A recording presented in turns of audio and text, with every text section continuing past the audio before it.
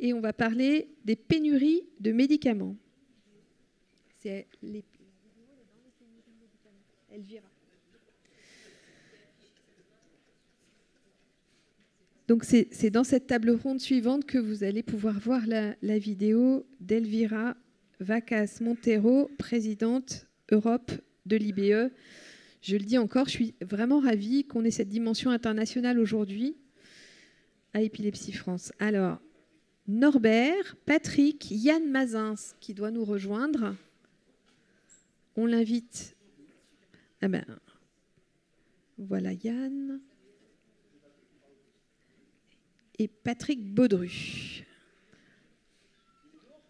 Il faut aller les chercher. Hélène, tu peux aller... Allez, on attend Patrick. Vas-y, installe-toi, je t'en prie. On n'entend pas Patrick? Je t'en prie. On va se prendre un petit café, là.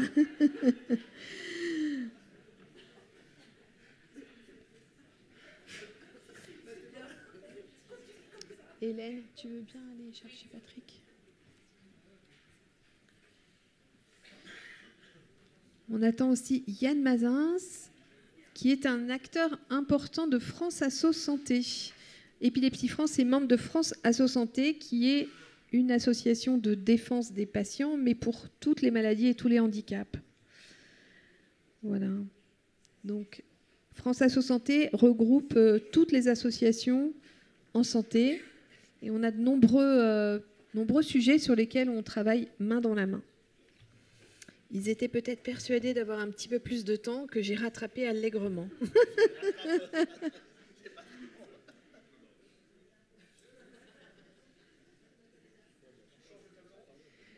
On va patienter 2 petites minutes.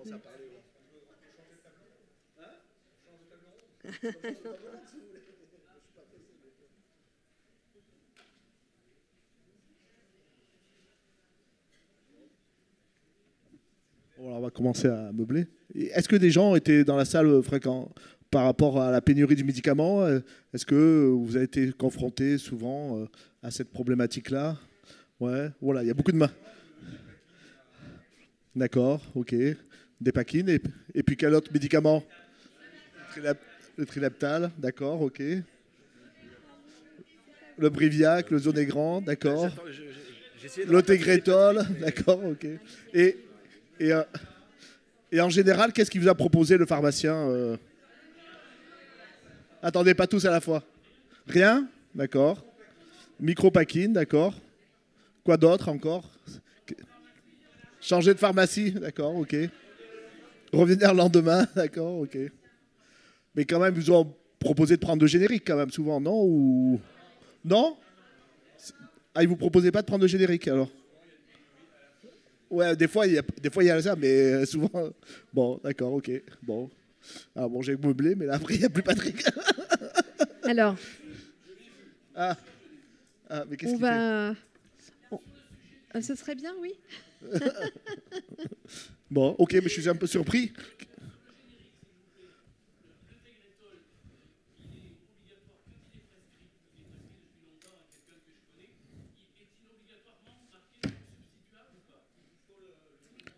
Bah, la question, enfin, on va pas parler des génériques parce que c'est pas le lieu, mais s'il n'y a pas marqué non substituable, le pharmacien fait ce qu'il veut sur la prescription, quoi.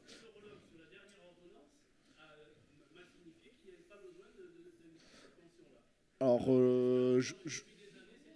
bah pour moi, il est dans la liste des médicaments qui peut être non génériqués. Et s'il n'y a pas marqué non substituable, le pharmacien fait ce qu'il... Enfin, normalement, le pharmacien, il a même l'obligation de substituer. C'est dans ses prégurations, enfin, ses objectifs. Mais pour moi, ça n'a pas changé. S'il n'y a pas marqué non substituable...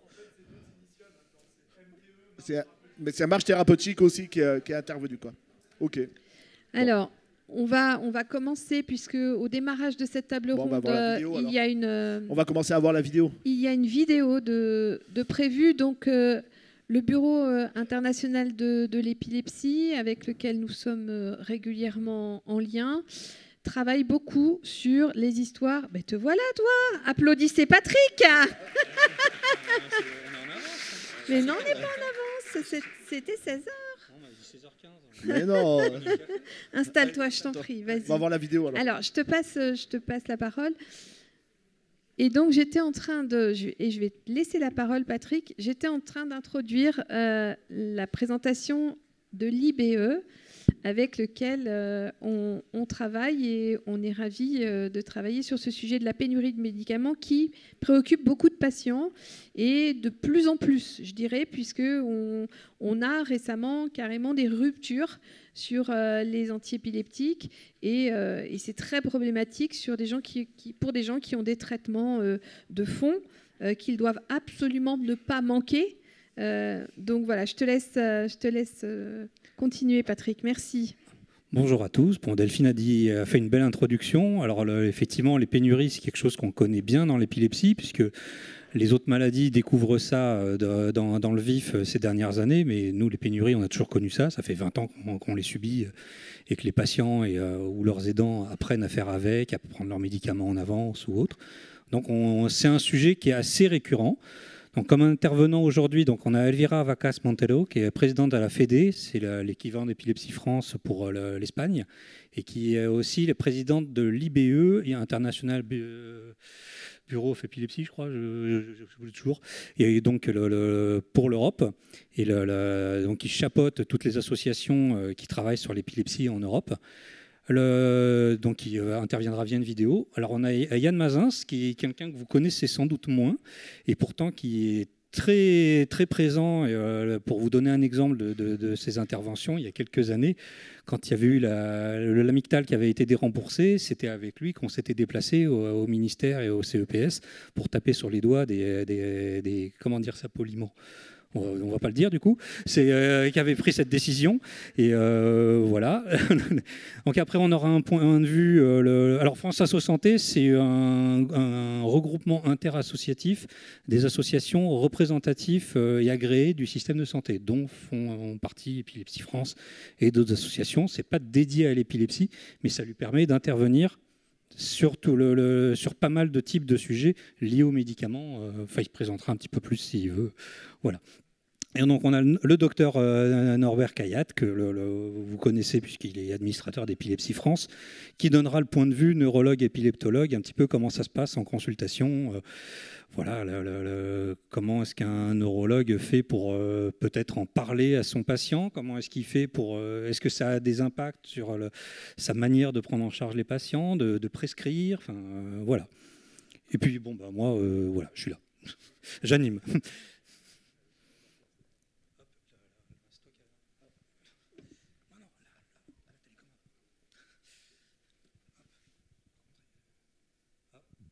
Alors ça, en fait, oui, j'avais fait une petite introduction un petit peu rapidement, mais on va passer très vite. Les pénuries sur l'historique, effectivement, comme je vous ai dit, on est très concerné dans l'épilepsie déjà par le nombre de molécules, et y compris, on a tout type de molécules. On a des molécules qui sont certaines très peu utilisées, donc effectivement, s'il manque 3 boîtes, c'est vite un gros problème. On a des molécules comme la motrégine, la valproate, la vétérastam, tout ça, qui, eux, concernent des dizaines de milliers de patients, mais sur lesquels c'est par la masse qu'on arrive à des tensions. Parce qu'il y a aussi des problématiques de tension, il n'y a pas que des ruptures. On a aussi des problématiques que vous connaissez peut-être si vous suivez sur les réseaux sociaux, peut-être une rupture dans une région et pas dans une autre. Enfin, les ruptures de médicaments, les tensions d'approvisionnement sont aussi variées que les situations, que le nombre de médicaments. Et le nombre de médicaments multiplié par le nombre de producteurs, c'est-à-dire que la tension d'approvisionnement n'aura pas la même cause sur une même molécule, parce que si on a 2 producteurs différents. Donc on peut avoir des situations très différentes, vraiment très variées, et c'est quelque chose qui est très compliqué à comprendre. L'épilepsie, c'est une des pathologies les plus impactées. Si vous tapez dans un moteur de recherche lié à l'actualité, rupture, vous allez entendre pas mal parler d'antibiotiques, quelques anticancéreux, des choses comme ça. Mais les antiépileptiques sont systématiquement cités. Plusieurs fois, pas mal de bénévoles ou d'adhérents d'Épilepsie France ont été interviewés. Moi-même, je suis passé à la télé là-dessus. Ça n'a pas changé les choses, mais au moins ça a informé. Voilà, comme je le disais, c'est pas nouveau, même si on a une forte augmentation ces dernières années. Même s'il faut bien avouer que l'année 2024 en fait, n'a pas suivi la même pente catastrophique, enfin pente, c'est plus une pente du coup, c'est une montée catastrophique de 2022 et 2023. On est plutôt sur une stabilisation dans le cadre de l'épilepsie. l'amélioration, on n'en est pas encore là, mais ça viendra. Par rapport à ce que tu dis sur la pénurie, enfin, on a un Facebook Épilepsie France qui est réservé aux patients épileptiques. Je vous encourage à rentrer dans ce Facebook. La question sur la pénurie, mais revient très souvent. On a souvent des alertes sur le Facebook. Attention, il manque ça en ce moment. Attention, il manque ça. Alors avec des réponses différentes, bien sûr, entre les régions. Mais c'est vraiment une chose qui est de système d'alerte sur le Facebook et qui arrive très, très régulièrement. Il me manque ça actuellement. Il me manque ça. Le pharmacien me dit qu'il n'a plus de Tegretol. Et c'est vraiment des choses qui apparaissent très, très régulièrement ces dernières années. Et vraiment avec des signaux d'alerte répétés sur le Facebook où c'est vraiment inquiétant quand même. Hein, voilà. Puis ça peut paraître bête, mais un exemple, il y a 7 ans, c'était le valproate qui avait été problématique à trouver avec des transitions de la dépakine vers la dépamide, la dépacote, qui avait fini par changer elle aussi. Enfin, une bonne cata. Et en fait, le laboratoire producteur n'avait pas prévenu la NSM, c'était nous qui avions prévenu la NSM parce que des patients avaient publié à répétition, et ça venait de toute la France, le fait que le traitement manquait. Donc autant dire qu'à l'époque, la NSM n'avait pas été super contente d'apprendre ça de cette façon-là. Le labo s'était fait bien taper sur les doigts. Pas assez, mais en tout cas un petit peu. Puis après, au niveau de ce que vous pouvez trouver à propos de ce groupe Facebook, dans les interviews, il y a un journaliste qui a publié que j'avais créé un groupe Facebook d'échange de médicaments. Non, c'est pas ça. Hein. Effectivement, il y a un système D entre patients. Ça arrive qu'on se dépanne les uns les autres. Enfin, quand on a des restes de traitement ou quand on en a on sait qu'on en a en réserve, on peut aider un patient qu'on connaît, mais c'est pas un groupe dédié à l'échange de médicaments. Jamais. Hein. Voilà. Hop, donc on va voir si la vidéo se lance. Là, je sais pas si à la régie ils peuvent le faire. Faut appuyer sur quoi? Non, là,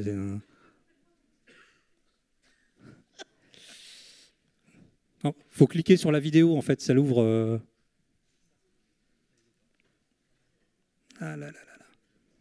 Sinon, on va attraper Gilles qui a fait la traduction et qui va nous faire un résumé de la vidéo. C'est une vidéo intégrée. Si vous double-cliquez sur la...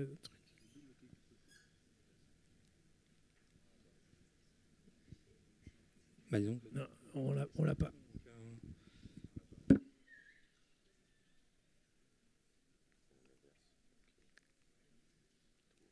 Ah ouais, non, c'est...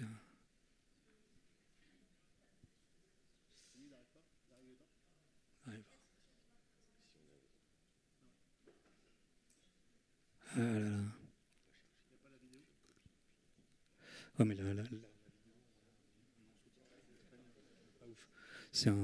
Gilles, est-ce que toi qui as fait la traduction, est-ce que tu serais capable de faire un résumé de ce qu'a dit Elvira? Avec la...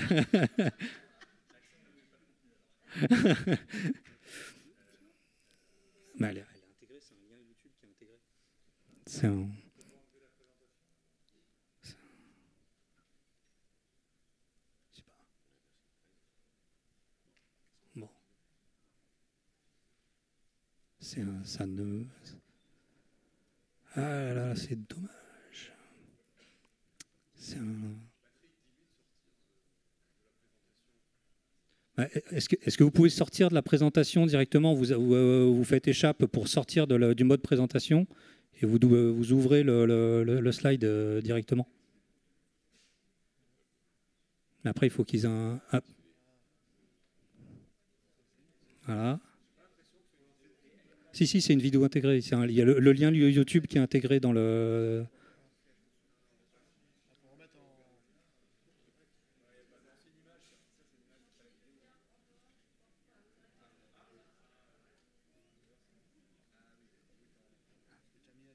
Voilà. Alors maintenant, vous pouvez vous moquer d'Hélène qui s'est moquée de nous parce que techniquement, ça ne marchait pas et au final, ça marche. Nah. Buenas. Peut-être parler un peu vite.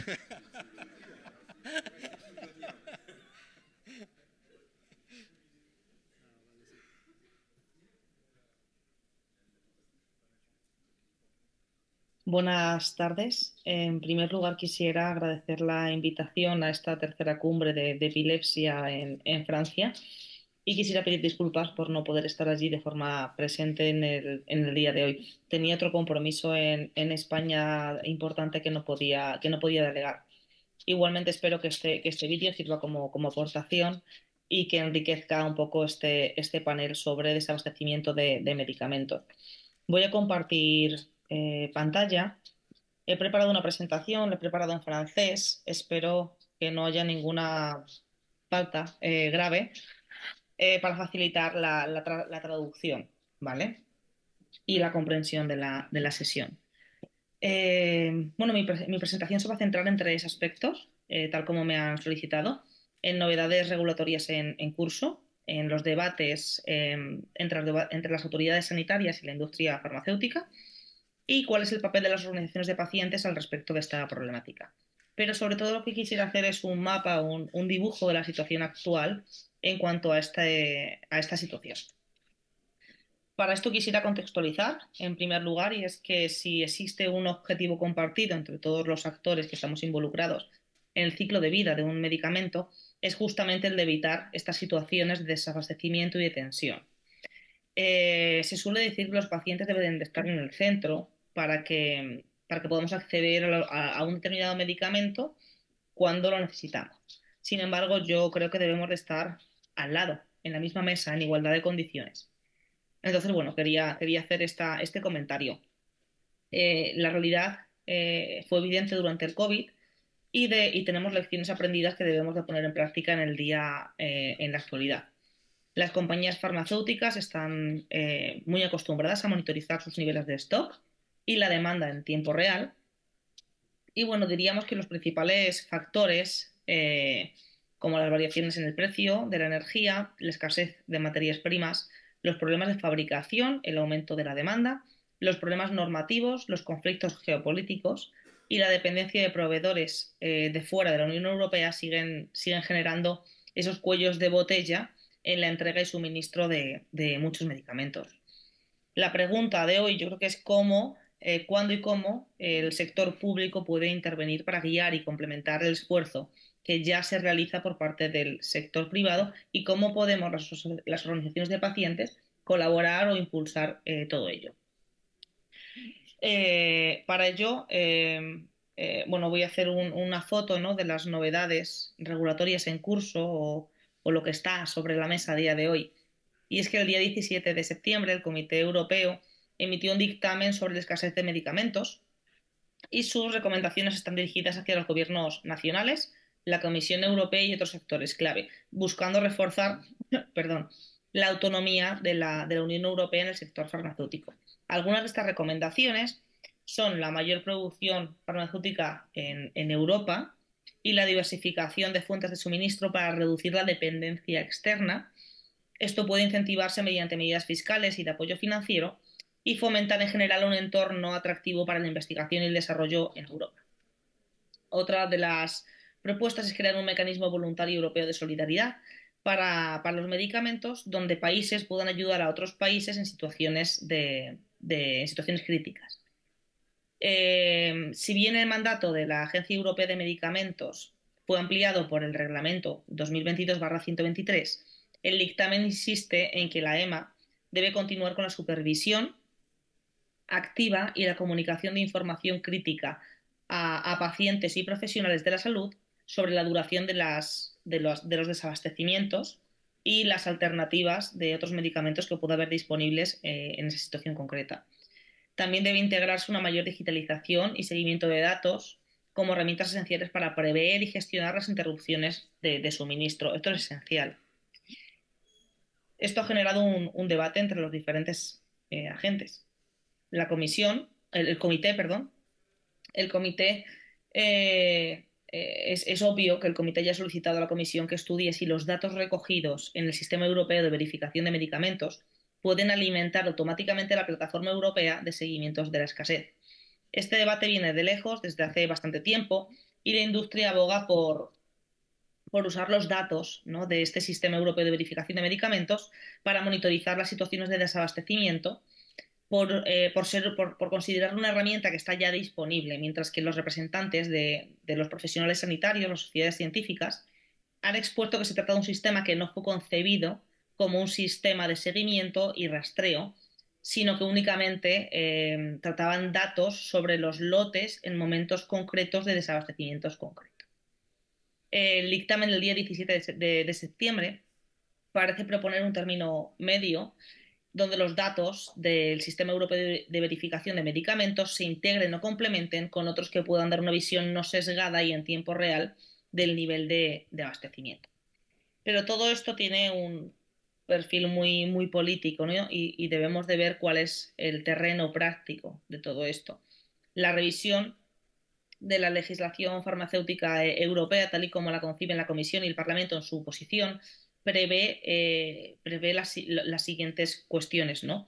Una de ellas es la introducción de una definición armonizada de escasez como aquella situación en la que la oferta de un medicamento autorizado y comercializado en un Estado miembro no satisface la demanda de dicho medicamento en ese Estado miembro con independencia de la causa. Este último inciso no se encontraba en el texto propuesto por la Comisión. Otro de ellos es que se generaliza el requisito de que los titulares de autorizaciones de comercialización tengan planes de prevención de la escasez para los productos que comercializan. La EMA publicará una guía sobre cómo redactar estos planes, pero debemos anticipar que deberán incluir informaciones tales como las alternativas comercializadas o un análisis detallado de la cadena de suministro que identifique posibles vulnerabilidades. Y otra de ellas es que el Parlamento ha actualizado el contenido de la obligación de notificación por parte de los TAC en las situaciones de suspensión o cese de la comercialización.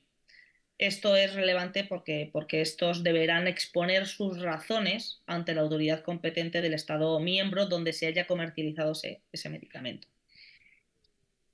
Todo esto genera controversias en la práctica, dado que en muchas ocasiones no se prevé un problema de suministro con 6 meses de antelación.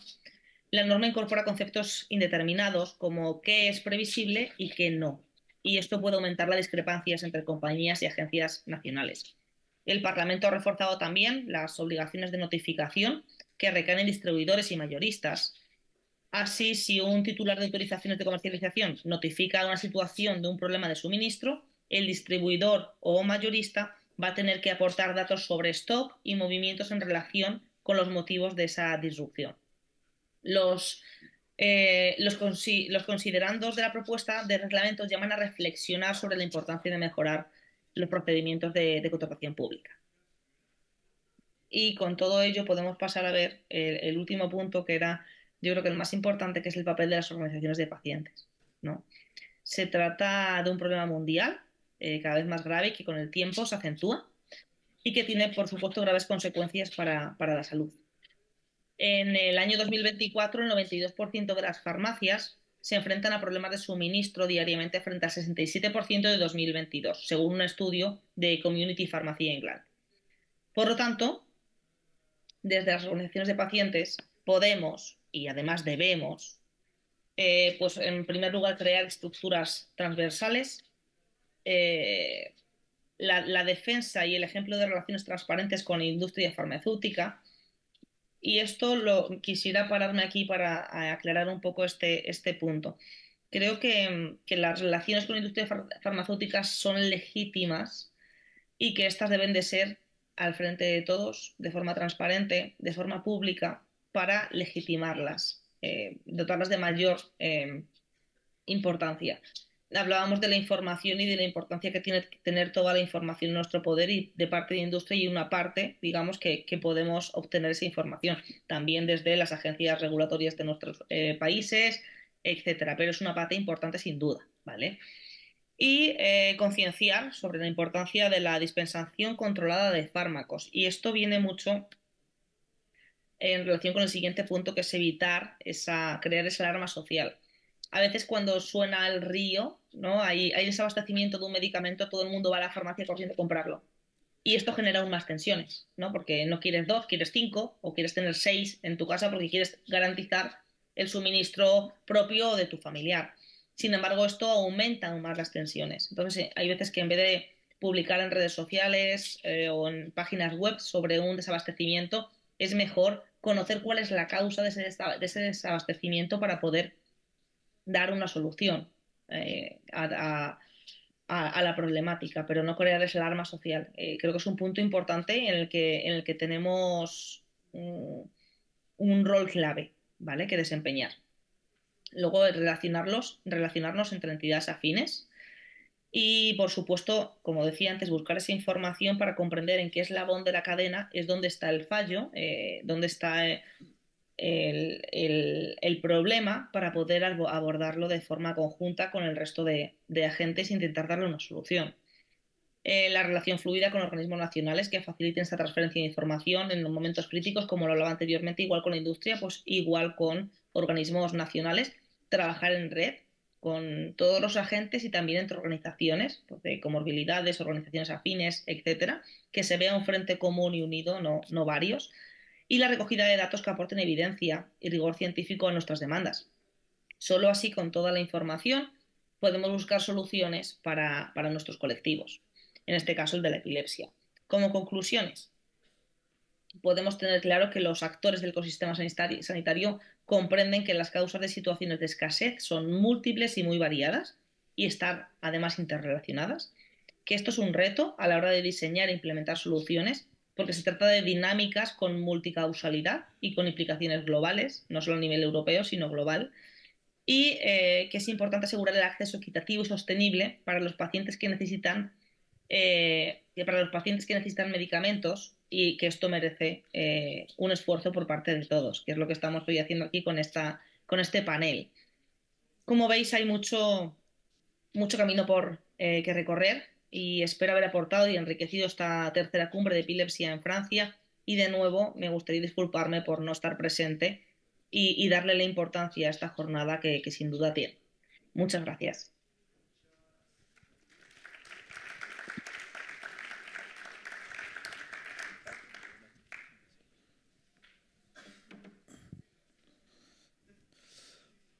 Bon, en tout cas, la vidéo était vraiment très intéressante et nous a donné des réponses à notre question.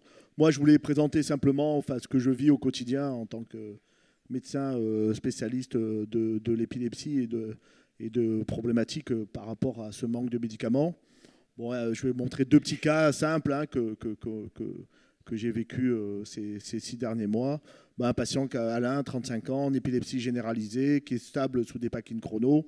Donc, comme vous avez su, il y a 3-4 mois, il y a eu une pénurie de Dépakine chrono. Donc, le pharmacien lui propose soit de passer au générique, ce que ne voulait absolument pas le patient, soit de passer à la micropakine. Et donc, il prend le choix de la micropakine. Il passe sous micropakine et comme il m'interpelle après, il fait une crise alors qu'il n'avait pas fait de crise depuis plusieurs années, 48 heures après la prise de la micropakine.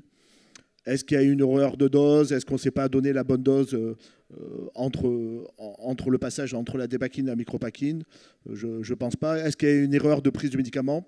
Ça, c'est possible, parce qu'on ne lui avait pas dit que la micropakine, il ne fallait pas le mettre dans un verre d'eau. Il l'avait mis dans un verre d'eau et il l'avait avalé comme ça. Donc là, c'est sûr qu'on est passé d'une chose habituelle qu'il avait faire depuis des années, qu'il prenait sa Dépakine chrono comme ça. On ne lui a pas dit qu'il fallait faire un autre mode d'administration. Voilà. Après, on peut se penser quand même que, est-ce que c'est lié à la pénurie? On peut jouer quand même sur cet élément-là, parce que j'ai bien senti que sur le patient, qu'il n'est pas son traitement habituel, ça a été une source d'angoisse. Il a dû aller vers plusieurs pharmacies pour regarder s'il y avait quand même. Il a compté ses médicaments jusqu'au bout. C'est possible que quand même cette pénurie a été source de stress, d'angoisse. L'erreur aussi de mettre un micropakine dans l'eau, mais ça aussi, c'est facile de le dire après, parce qu'on ne lui a pas donné l'information. En tout cas, dans ce cas-là, on lui a proposé une solution. Il a eu une solution. On lui a échangé avec la micropakine. Ça a été un choix. En tout cas, depuis cette affaire-là, moi, systématiquement, que pour les patients, je ne rentrerai pas dans la discussion, prescription de générique ou pas de générique, mais en tout cas, ceux qui ne sont pas sous générique, je leur dis qu'en cas de pénurie, il faut accepter le générique. C'est une solution à court terme, et parce que souvent, j'ai eu des rapports où des gens ne voulaient pas prendre de générique. Je leur dis, dans cette situation-là, vous n'avez pas le choix, il faut aller prendre le générique, acceptez-le. C'est pas la meilleure solution, mais en tout cas, c'est une solution quand même où vous êtes sûr d'être couvert avec votre traitement antiépileptique et vous avez votre dose de médicaments. En tout cas, dans ce cas-là, j'encourage forcément les gens à prendre de générique, n'importe lequel de générique qu'on leur propose. C'est mieux que de ne pas avoir de traitement, en tout cas. Voilà. Autre cas. Alors là, c'est un peu plus simple, parce que je n'ai pas de réponse. Hein. Donc la patiente était sous épilepsie généralisée, une jeune de 20 ans, sous l'amygdale. J'ai vu ça il y a quelques années. Hein. Il y a eu une pénurie de l'amygdale et il y a eu une pénurie de générique en même temps. Et donc là, il y a le pharmacien qui m'appelle. Est-ce que je peux lui donner du Trileptal? Est-ce que je peux lui donner du Keppra? Est-ce que je peux lui donner de la Dépakine? Est-ce que j'ai non, je ne sais pas quoi vous répondre à cette question. Il n'y a pas de même molécule. Et même s'il y a des molécules, introduire un traitement comme ça à pleine dose de Tegretol, c'est pas possible. Ça met plusieurs semaines, au moins 10-15 jours pour monter, quoi. Et puis il n'y a pas d'échange de traitement antiépileptique. On n'est pas encore dans les antibiotiques où quand vous êtes dans la même famille des antibiotiques, vous pouvez changer d'antibiotique. Mais en tout cas, donc cette personne-là s'est retrouvée pendant 3-4 jours sans traitement antiépileptique. Heureusement qu'elle n'a pas eu de crise. Et ça a même été compliqué après pour reprendre l'amygdale, parce que pour ceux qui savent, qui sont sous l'amygdale, des fois il faut les reprendre en remontant des doses. Voilà. Donc c'est la problématique actuellement et qu'il faut remonter à nos instances supérieures. L'épilepsie est quand même particulier sur les traitements antiépileptiques. Il n'y a pas d'équivalence entre les traitements antiépileptiques. On n'est pas comme sur les traitements cardiologiques, on n'est pas comme sur les traitements des antibiotiques, hein, où on peut changer les choses. On n'est pas en train de discuter Doliprane ou Efferalgan. Hein, je vais être honnête, hein, quand on me dit non, mais on n'est pas en train de discuter ça. On n'est pas en train de discuter tel anti-inflammatoire non stéroïdien ou pas. Non, on est en train de parler de molécules où il n'y a pas d'équivalence entre les molécules et qu'ils ont des modes d'action assez complexes. Et donc cette problématique-là nous interpelle et on voudrait aussi que ça n'arrive plus parce qu'on sait très bien que ceci va entraîner des crises et des stress aussi pour les patients, quoi. Enfin, ça peut paraître quand même fou que le spécialiste du médicament en France, qui est le pharmacien, ne sache pas que les traitements antiépileptiques, on ne les substitue pas de l'un à l'autre. À la limite, entre générique et princeps, c'est une chose. Mais entre molécules différentes, non. Différents modes d'action, différents dosages, des montées de dosages différentes, des pics de concentration différents. Enfin, là, on n'est pas tombé sur l'élite quand même. Oui, bon, après, peut-être les choses sont améliorées, c'était il y a quelques années, peut-être les choses aussi se sont améliorées depuis un certain temps, mais en tout cas, mais non plus, le pharmacien n'a pas de solution non plus à donner aux patients. Hein. Bon, je sais que maintenant, les pharmaciens ils font quand même beaucoup d'efforts d'aller chercher à droite à gauche quand il manque un traitement antiépileptique, mais le message clair, c'est qu'on n'a pas de solution d'échange quand il manque vraiment la molécule et qu'il n'y a pas le générique. Dans ce cas-là, on ne discute même pas le générique. Il n'y a pas de solution d'échange, point final sur la discussion, quoi. Merci Norbert. Yann, tu veux prendre la...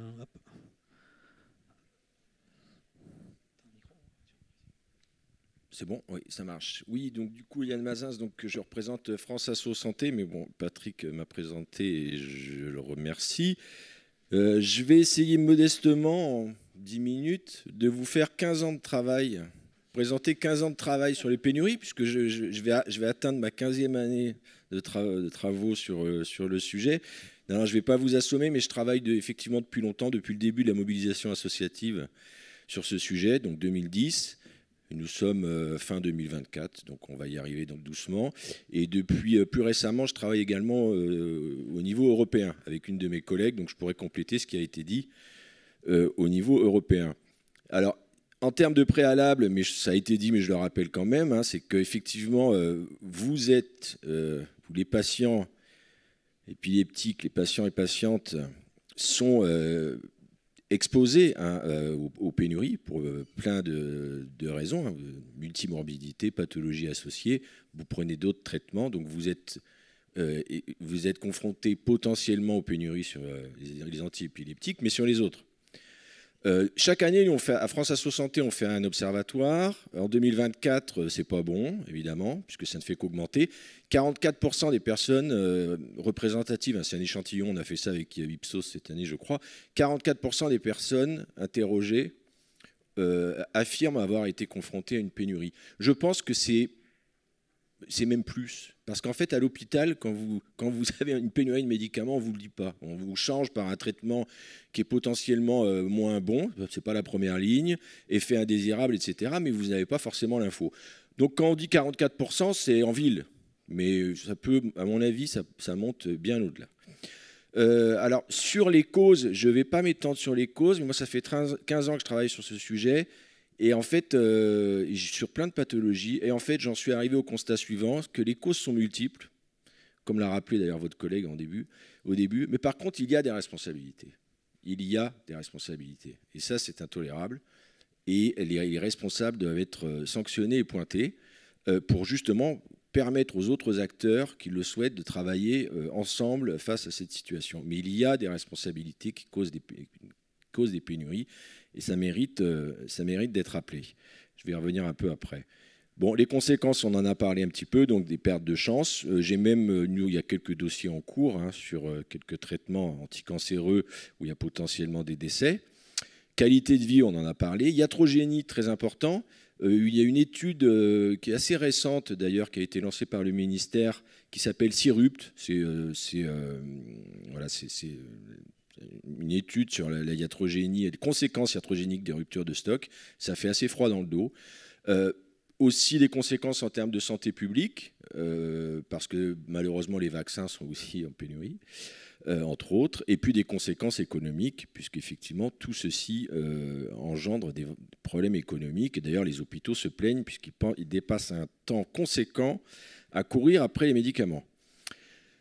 En termes de causes un peu plus macro, effectivement, ce qui se dégage actuellement, c'est qu'il y a quand même des stratégies des industriels de se délaisser de médicaments anciens, pas assez rentables, entre guillemets, pour plutôt se consacrer à des médicaments nouveaux. Nouveaux voulant dire chers. Donc ça, j'ai des exemples à l'appui, je pourrais, s'il y a des volontaires, je peux leur envoyer, où malheureusement c'est une réalité, c'est se détourner de médicaments anciens vers des médicaments nouveaux qui maintenant atteignent facilement centaines, voire plusieurs centaines de milliers d'euros pour certains d'entre eux. Donc il y a une dimension macro-stratégique qui est un peu gênante. Et d'ailleurs, il y a une étude de la NSM qui a été publiée il y a quelques années, qui est très bien faite, sur 3000 médicaments, qui montre que les médicaments confrontés à des pénuries, c'est principalement des médicaments anciens. Donc on a des études à l'appui qui montrent ce mouvement de fond. Alors là, les témoignages, monsieur Norbert en a parlé avant, mais je voulais juste remercier les personnes qui témoignent au quotidien, effectivement, des difficultés rencontrées, parce que ça vient alimenter notre plaidoyer, et notre plaidoyer est venu renforcer la loi. Je vais vous présenter 2-3 trucs après. Donc voilà, moi c'est des témoignages que je fournis en brut, comme ça aux autorités, y compris aux ministres quand on a des réunions. Donc voilà, vous avez ce que j'ai appelé bidouillage et les risques que ça pouvait engendrer. Donc voilà, c'est couper un traitement pour essayer de faire face à une pénurie. Donc des bidouillages, des risques d'hospitalisation, ça c'était sur le Diidan, donc ça date un peu, mais il y avait effectivement des retours d'enfants qui ne pouvaient pas être scolarisés parce que le traitement n'était pas là et qui se retrouvaient à l'hôpital, ça mérite d'être dit en face. Il est 2 fois celui-là. Entraide, comme a dit Patrick, effectivement, dans les réseaux sociaux, sur les réseaux sociaux, des entraides entre personnes pour faire face à la problématique. Donc nous, j'ai un best-of, moi, de plusieurs centaines de témoignages, toutes pathologies confondues. Donc je pioche dedans et puis je m'en sers pour alimenter nos travaux. Et je remercie les personnes qui témoignent. Alors, je fais court sur l'état des lieux au niveau réglementaire et législatif. Ce qu'il faut juste retenir, c'est qu'au début, quand on a commencé à travailler en 2010, en fait, la problématique identifiée, c'était des grossistes répartiteurs qui exportaient des médicaments, principalement en Allemagne, pour profiter du différentiel de prix et faire du gras. Et en fait, et donc du coup, au début, la mobilisation, et d'ailleurs, les premières briques législatives ont été faites autour de ça, pour limiter cet export. Je ne dis pas qu'il n'y a plus de problème, mais c'est quand même déjà bien résolu. Et maintenant, enfin, j'ai mis depuis 2016 à peu près, voilà, et jusqu'à maintenant, en fait, c'est plus la responsabilité des fabricants, des exploitants, qui est mise en avant. Donc des industries pharmaceutiques. Et en fait, la loi, de fait, depuis 2016, se consolide plutôt pour faire face, justement, à des industriels qui ne respectent pas la loi, parce qu'en fait, ils ont un devoir d'approvisionner en continu le marché national. Ils profitent d'un marché qui est solvabilisé par la solidarité nationale, qui est assuré. En contrepartie, ils doivent assurer l'approvisionnement en continu. Et bien, force est de constater que certains, on ne va pas dire tous, mais que certains, ils sont nombreux, ne le font pas. Donc, de fait, la loi voilà, se consolide. Je travaille beaucoup, je participe beaucoup à ces travaux. Alors, je rentre pas dans le détail, mais c'est plutôt sur la partie fabricant. Et puis, depuis 2020, comme l'a rappelé notre collègue avant, depuis 2020, il y a des travaux au niveau européen. Et c'est principalement dû... c'est trop long, je raccourcis. Depuis 2020, en fait, il y a deux mouvements. En fait, c'est qu'il y a des travaux qui ont été lancés suite à l'expérience Covid, puisque vous avez vu qu'on a eu quelques problèmes de médicaments, de masques, etc. Donc ça a accéléré les choses au niveau européen. Et puis, il y a un autre contexte, c'est qu'il y a une révision du code pharmaceutique européen, qu'on révise à peu près tous les 40 ans, donc il faut quand même en profiter, où la question de la pénurie est venue s'inviter dans la révision de ce paquet pharmaceutique, comme on l'appelle. Donc ça, c'est plus récent. Et puis alors, depuis 2023, c'est encore plus récent, on met des listes, on établit des listes dans tous les sens pour prioriser les travaux. Et puis prioriser les pathologies, d'ailleurs, je me permets de le préciser. Donc, ça c'est attendez, je vais venir sur les listes. Sur les listes, c'est ça. Alors, en France, on a une liste de médicaments à intérêt thérapeutique majeur. Donc ça, c'est ancien, et en fait, il y a des obligations derrière, et il y a un renforcement du contrôle. Donc les antiépileptiques sont dedans, j'ai vérifié, mais depuis longtemps, on n'a pas trop de sujets. Le vrai sujet, effectivement, c'est que si d'autres traitements arrivent, c'est qu'on puisse avoir un œil dessus, et ça, du coup, on va pouvoir le faire maintenant. Cette liste va être publique et on pourra intervenir dessus, ce qui n'était pas le cas jusqu'à maintenant. Donc ça, c'est déjà ancien. Au niveau de la France, il y a une liste qui est beaucoup plus récente. C'est une liste de médicaments essentiels. Vous en avez peut-être entendu parler. Et ça, alors vous voyez, je vous ai mis les antiépileptiques qui étaient dedans. On a travaillé dessus avec Patrick. Donc là, c'est un dossier qui est plus chaud et qui m'interroge beaucoup parce que l'objectif de cette liste, c'est assurer la disponibilité d'au moins un médicament essentiel dans chaque classe de médicaments. Alors sur les médicaments à marge thérapeutique étroite, je ne suis pas très tranquille, moi. Enfin, je vous le dis entre parenthèses. Donc là, on a une liste. Et dans cette liste, ce n'est pas tous les traitements qui vont faire l'objet de mesures spécifiques. C'est certains traitements qui ont des vulnérabilités précises. Donc c'est ça, en fait. Voilà.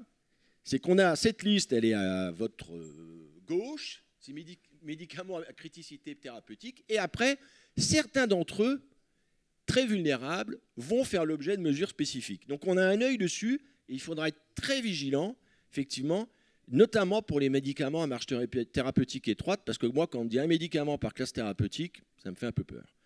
Donc ça, c'est au niveau national. Et au niveau européen, il y a une autre liste, c'est pas évident, hein, une liste de médicaments critiques sur lesquels on travaille, qui effectivement se met en place aussi au niveau européen. Et je vous ai mis les antiépileptiques qui sont dans cette liste au niveau européen. Donc vous avez actuellement 2 listes nationales, une liste européenne. Et je vous avoue qu'on a du mal parfois à suivre, mais on participe avec les associations membres de France Asso Santé on contribue effectivement pour essayer de consolider ces listes et qu'elles correspondent le plus possible aux besoins des personnes. Mais il y a quand même du travail. Attendez, alors du coup, je vais remonter. Ça, c'était, je voulais vous montrer quelques trucs là-dessus, mais il marche plus mon truc. Ah bah c'est fini. Ah non, j'ai pas fini moi. Non, moi j'ai pas fini. Comment on remonte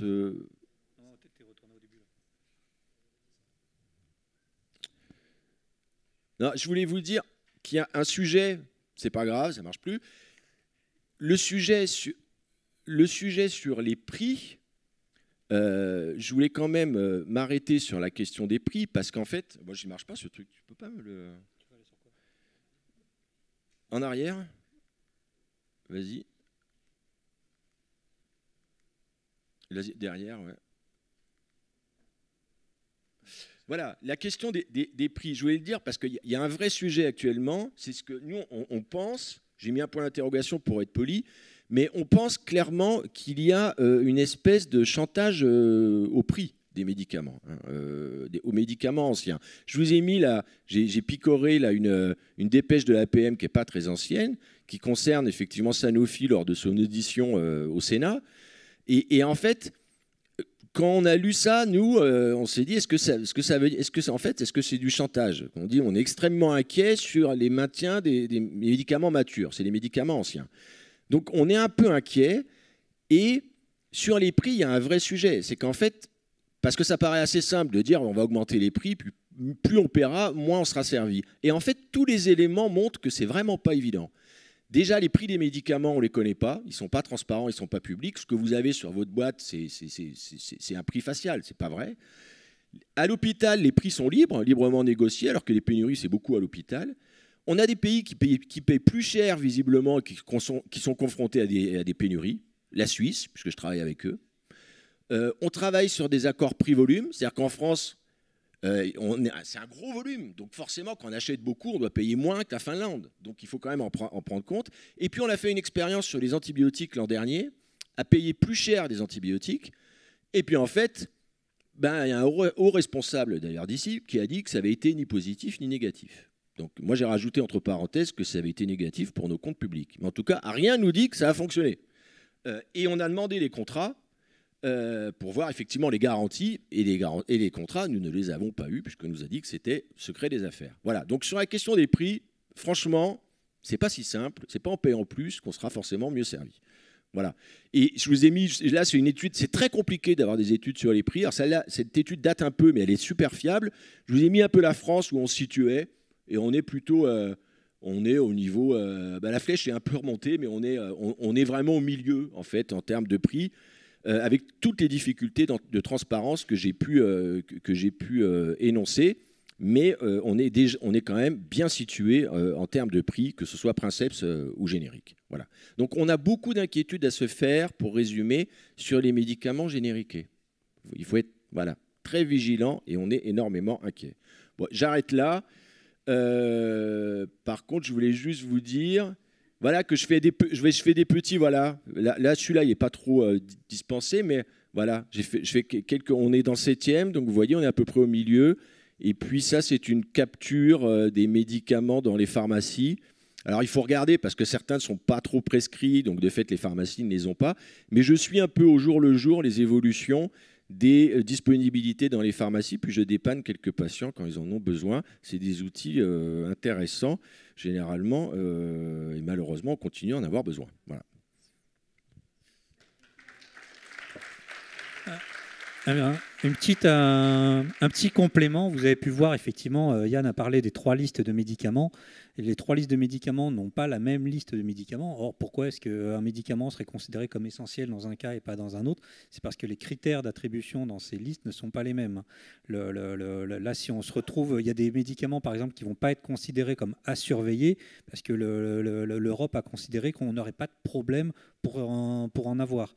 Ça ne veut pas dire que ce n'est pas grave si on n'en a pas, c'est que ça veut dire que l'Europe a considéré qu'après discussion avec les industriels, surveillance des stocks, des capacités de production, des contrats, des engagements, ils se sont dit, là, ce n'est pas surveillé comme le lait sur le feu, parce que celui-là, on n'aura pas de problème avec, normalement, dans les années qui viennent.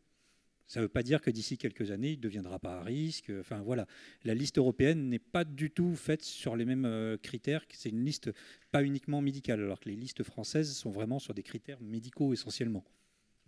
Tout à fait. Et puis c'est vrai que juste pour parce que parfois je dresse un tableau un peu noir, hein, et c'est vrai qu'il y a de quoi s'inquiéter. La loi française, la législation est très étoffée, particulièrement étoffée. Et nous, ce qu'on demande en priorité, c'est qu'elle soit appliquée, en fait. Un, qu'elle soit appliquée, et deux, que nos travaux européens ne soient pas utilisés pour désosser ce qu'on a fait en France.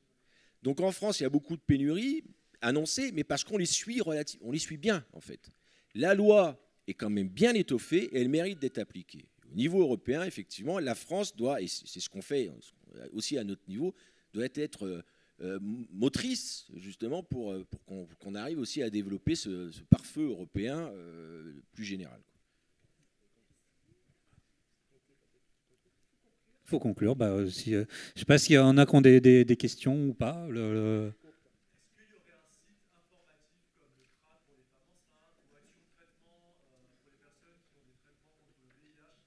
Les micros.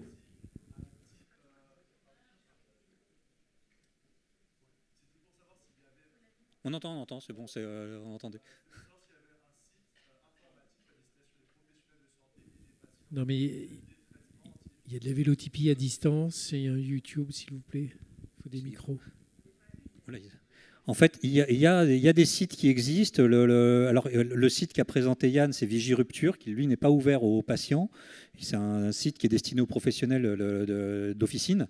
Alors, la question, c'est par exemple, vous avez donné l'exemple de la micropakine avec la prise du traitement, avec de l'eau, vraiment un site informatif sur le traitement. Le site du CRAT pour les femmes enceintes, par exemple. Alors, le site du CRAT ne parle que de la problématique grossesse, allaitement.